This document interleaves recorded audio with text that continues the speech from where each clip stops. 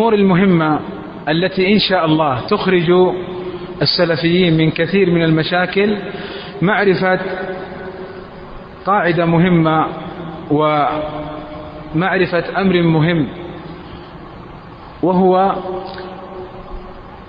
الفرق بين التبديع وبين التحذير. الفرق بين التبديع وبين التحذير، ومتى يكون هذا ومتى يكون هذا. وهذه القاعدة معرفتها تخرج السلفيين من مشاكل، لأنك أحيانا حينما تحذر من شخص يقول تبدعه ثم يقيم عليك الدنيا ويختلف معك ويتضارب معك.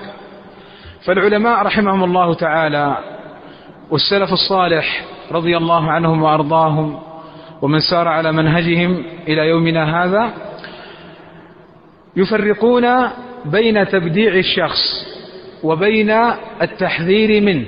فالتبديع حكم عليه بوقوعه في البدعة ووجوب والحذر منه، أما التحذير فليس حكما عليه بالوقوع بالبدعة، وإنما هو في مرحلة المخالفة مع النصح، بمعنى أنه خالف المنهج في مسائل قد تكون ملتبسة عليه، قد يكون أخطأ فيها وأصر على خطئه يعني في بدايات أمره.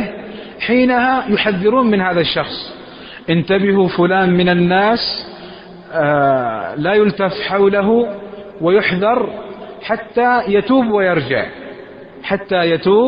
ويرجع، وحتى يعني نقف على فصل قول العلماء فيه.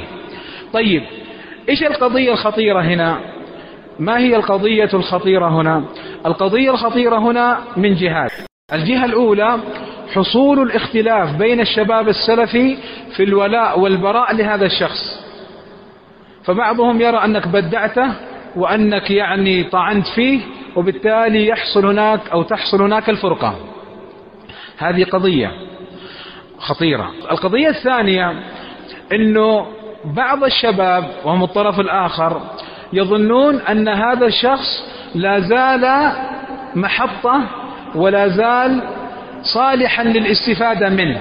لا، فإن هذا الشخص بهذه المخالفة في مرحلة التوقف عنه والبعد عنه حتى لا يؤثر، فإن تاب وترك ورجع إلى الحق يرجع إليه، وإن أصر حكم عليه العلماء بالتبديع ونحوه. واضح؟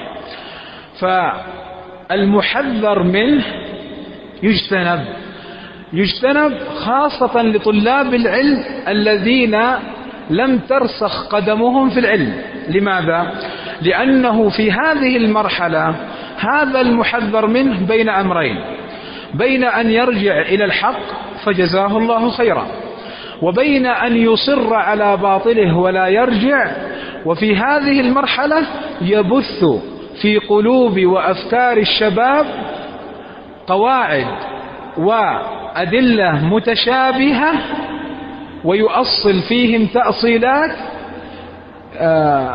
تجعلهم لا يرون أنه مبتدع ولا يرون أنه خرج من المنهج. فلو بدعه العلماء بعد ذلك ما يرضون، لأنه خلاص زرع في قلوبهم أن هذا الكلام لا يصدق عليه.